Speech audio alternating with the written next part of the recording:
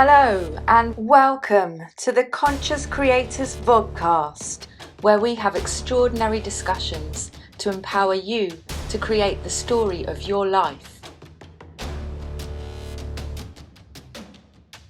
Each week you will discover how to overcome painful patterns of mental, emotional and physical distress, how to drop the mask of your public persona, and revolutionary steps of what you can do to awaken your true health and potential. You have the power to create a new story of your life starting right now. So, what's your story?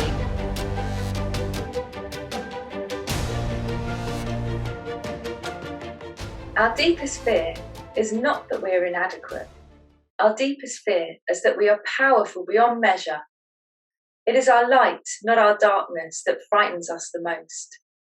We ask ourselves, who am I to be brilliant, gorgeous, talented, fabulous? Who are you not to be? You are a child of God. Your playing small doesn't serve the world. This is a quote from author and spiritual leader Marianne Williamson, and one that I have on my wall. So if you've been feeling that you're not reaching your true potential or living a purposeful life, have you ever wondered if it could be you holding yourself back? I'm your host, Victoria, and welcome to today's show, where Pete and I will look at reasons why we fear success and how we can escape from failure.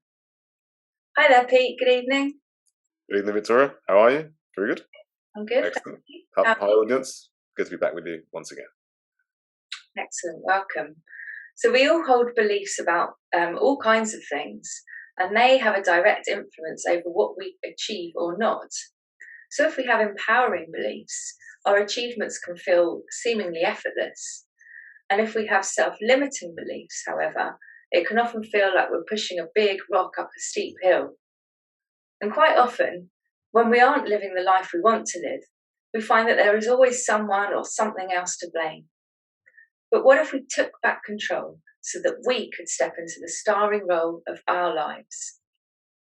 Yes. What if? What indeed? It would definitely be a very, very different state of affairs. And just before we kind of, get into the meat of this and really start to unpack it for the audience, I just want to reinforce the fact that we've been tackling the kind of, the belief empowerment and the storytelling topic now from a slightly different angle each week, in order that we can really drive home, how powerful you truly are in terms of being able to change your life and redirect it in the way that you want it to be. So with that said, I just want to, in the audience, just to take a minute to really kind of feel into the idea of how great it would be if you couldn't fail at life. So what I'd like you to do is just literally for the next 20 seconds or so, maybe just close your eyes gently, just go inside and just really kind of, live the idea and feel into the idea of, wow, what if I couldn't fail?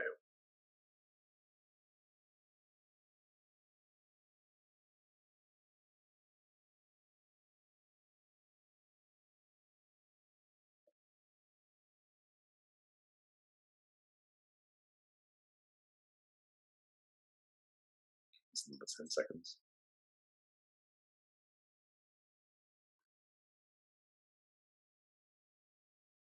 And then I invite you to open your eyes and just come back. So, feels good, doesn't it? Yeah. Yeah. And it should, because basically what that is, that's a glimpse into the potential of what you really do have inside you.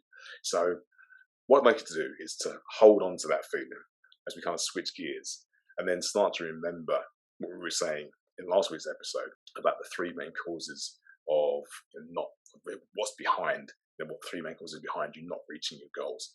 So if you recall, the first one was fear of success, then we had fear of failure, and then the other one was not being good enough. Now, interestingly enough, is that when you look at these three, I think you can actually boil them down into two tighter subcategories. So the first is that you're either executing a self-fulfilling prophecy of some kind, where you're attracting, what you're expecting subconsciously into your experience. That's one. Or you're running some kind of self-sabotage program where ultimately you cause yourself to, I guess, self-destruct in some kind of way. And that self-destruction invariably comes through you not doing enough of something or some things, or you doing too much of something or some things. So I'm really keen for us to help the audience unpack these two subcategories and get to grips with what their mind's doing and how they can wrest back control and deliver the outcomes that they want. Yeah, because if we self-sabotage, then we end up developing defense mechanisms. So it's kind of to hide our inadequacy, which we opened, the quote that we opened with earlier. And so, our behaviours might be to avoid or procrastinate, or tell ourselves that, it doesn't matter, it wasn't going to work out anyway. So we're kind of already preempting the outcome before we've even tried. Or the other end of the scale is when you're overdoing, overgiving, overeating, overspending, all of those over habits that you were just talking about, Pete. And the self-fulfilling prophecies, I guess, is when an experience shows up in our life and, there's a sense of familiarity about it. And so what tends to happen is that we just kick into that old belief pattern that, we're going to get the same results as we did before. It's going to end up in the same outcome. And of course, if that outcome wasn't to our liking, then it automatically sends us into, fear and panic and anxiety, perhaps. So what if we looked at each experience as an opportunity to learn? So if you didn't like something or something didn't work out as you'd liked, rather than kind of berate yourself or condemn yourself or others, what if we looked at it like an oops moment? Imagine, when we were that little toddler learning to walk, and each time we fall down, you kind of just get back up and you persevere. But this time you're a little bit wiser, having learned from your mistakes. Because really, you only fail and get stuck if you're not even participating. And of course, fearing change is quite normal. Yet change really is the only thing we can be certain of. And so if we approach it from a new perspective, and rather than being noticing that when we're when we get triggered and feel fearful about going into the unknown, actually that fear brings us into the present moment, and that's where our intuition lies. So we can start to then recognize the message behind the fear and really feel into that. So we might ask ourselves, am I afraid because it feels uncomfortable? And that could actually mean that I'm expanding out of my comfort zone into, a new, potentially exciting experience. Or is it a warning sign that I'm going down the wrong path, and therefore, that feeling in the body feels a bit more tight and restrictive? But yeah, Pete, it's not always easy to distinguish, is it? No, quite. And some great points raised, because I think as we've talked about before, it's important to practice going on the inside so that we can exercise discernment when there's similarity of feelings. So, for example, when you're anxious about something and nervous, that's a very, very similar feeling to being excited. Mm. So, not much difference, but again, it's about understanding the nuances of them. And so, when we find that we are feeling uncomfortable, our default tends to come from a place of fear, which means we tend to go for the quick fix as an option, the kind of the short-term survival option, which therefore means that you're more about coming from survival mode or working in survival mode rather than putting yourself into the mode of the creator. So it's it's really about trying to maximize your potential to create stuff from a more expansive perspective rather than a really like myopic one. And just to add to that, I guess another factor to consider is that because we live in a society where we've got instant gratification, everywhere we turn, whether it's, you go onto Amazon and you can get your book delivered by 10 o'clock that night, or you kind of call up some food with delivery and ding dong, it's there in 15 minutes, right? We're being conditioned to go for the option which delivers stuff now.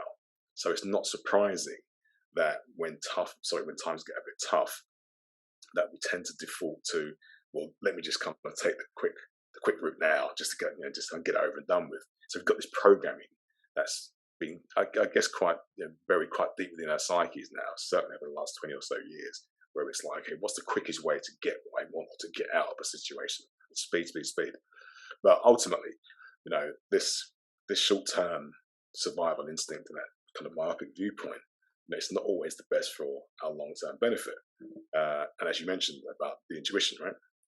The intuition tends to kind of link us to, more often than not, to the longer-term play. The intuition knows what's down the road. So I think what's important is that, when you're in pursuit of your goals, that the focal point that you have is, the focal point in the future is, okay, well, what's the benefit going to be for not only me, but also for those associated with me, or impacted by me in some way, shape, or form. So what you want to try and go for is, or focus on, is the holistic outcome of the goal that you're pursuing, and think about the benefit that everyone's going to get by you attaining what you're going after. And don't give up when the going gets tough. So it's not about instant gratification to either get you out of some pain or to get like a lesser version of what you're going after. Think about the longer term benefit. Now everyone is going to be impacted and benefit. And you're right, like, if we're thinking about other people that it impacts, then actually, you hope that they're going to support this goal and be encouraging of it. And so when we slip into those patterns, we've all heard, each of us will come up with an excuse like, oh, but, and it's the big but, isn't it? Like, oh, but I'm not this, or I'm not that, or but I don't have this or that yet. Those kind of avoid, I suppose, excuses, should we say, stop us from, actually carrying on down the path that we really, really want to have. And therefore we're sort of seeking to be perfect. We've got to have it all figured out, and so then we feel worthy of actually having that success that we really sort of dream of. And when we're coming from that sort of modality, then that would kind of backfire, because we're putting too much expectations on ourselves of what we should or shouldn't be in order to have what it is that we desire. And so we kind of, it goes back to that self-fulfilling prophecy where we set ourselves up for failure, and we keep that loop going of feeling like a failure. So, there's some truth in that saying, feel the fear and do it anyway. That's right. Because science shows or tells us that fear, it incubates over time. So if we don't deal with the fear and face it, then, what will happen is it will grow. And so even though we may not feel ready, we actually learn by being challenged, not from it being easy. Yeah. So let's share some tools and techniques to help our audience overcome some of their fears. And that really starts with just accepting like who we are right now, and what we have right now in our lives. Yeah, and again, some excellent points that you brought into play at the end of your little speech there. So some great things. So I mean, look, I think the key thing, right, as an exercise, not so much as an exercise, but as a new way of being, right? Because it's not just something that we want you to do and practice now. We want this to be and become part of who you are. But essentially, it's about holding your thoughts to account, if you like. I guess that's the best way to describe it. Because when a thought comes into your mind and you hear a story going on, it's down to you to hold up a mirror, if you like, to the thoughts and say, Are you true? Is this really true? What I'm hearing? What's happening here? You know, these thoughts need to be put through the ringer, as it were, to justify why they're there. So for me, it's all about challenging the stories, right? Challenging the belief systems that you've got. That you've got there, the tape recorder. I'm just showing my age there, but you know, the tape recorder of thoughts and voices, stuff going through your head. You know, is what I am hearing correct? Is this story that I'm buying into the real deal? And if it's not, because for example, you know, you might be buying into something just based on your gender, you might be buying into something based on your race or what class you are. Is what you're buying into and listening to, you know, the truth for you? So don't take these things that are in your mind on face value. It's about, yeah, hold up the mirror of truth and say, are you true? Are you not? And if you're not, then get out. I'm going to put something in there that is true. That's going to work for me. Yeah, good practice there, Pete. And yeah, one to, like you said, not just an exercise, but one to kind of be mindful of day to day.